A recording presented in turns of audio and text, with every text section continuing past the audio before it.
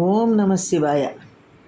మనం రోజు శ్రీ ఆదిశంకరాచార్యుల వారు రచించిన శివానంద లహరి నుండి రోజు పారాయణం చేసుకుంటున్నాం కదా. ఒక్కొక్క శ్లోకాన్ని ఈరోజు 16వ శ్లోకాన్ని పారాయణ చేసుకుందాం. విరించిర్దీర్ఘాయుర్భవతు భవతా తత్పరశిర చతుష్కం సంరక్ష్యం సఖలు భువి దైన్యం లిఖితవాన్ విచారః కో వా మాం విశద కృపయా పాతి శివతే కటాక్ష వ్యాపారః స్వయమపి చ దీనావనపరః అంటూ సాగిన ఈ శ్లోకానికి అర్థం తెలుసుకుందామా? శివ, బ్రహ్మ మా ముఖమందు దైన్యము వ్రాయిచున్నాడు. అది మాకు ఉపకారకముగా ఉన్నది కానీ విచారకరము కాదు.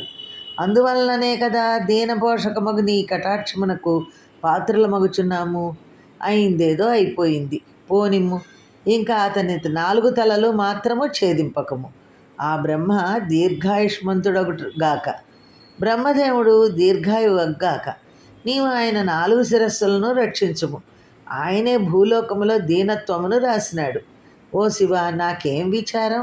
స్వయంగా దీనులను కాపాడు నీ కటాక్ష ప్రసారము నిర్మలమైన దయతో నన్ను రక్షించుచున్నది. కల్పాంతము వరకు దీర్ఘాయువు కలిగిన బ్రహ్మదేవుని 4 శిరస్సులను రక్షించువాడవు నీవు. భూలోకములోని జనులకు దీనత్వము వ్రాసినవాడు బ్రహ్మదేవుడు. శివ, ఆయన ఏమి వ్రాసినా దానిని మార్చగల నీవుండగా నాకేమి చింత అంటూ ఈ శ్లోకంలో మనకి ఆదిశంకర్లు, నువ్వు ఉన్నావు కదా శంకర, నీ ఉండగా మాకేమి చింత అంటూ చెప్తున్నారన్నమాట. ఓం నమ శివాయ.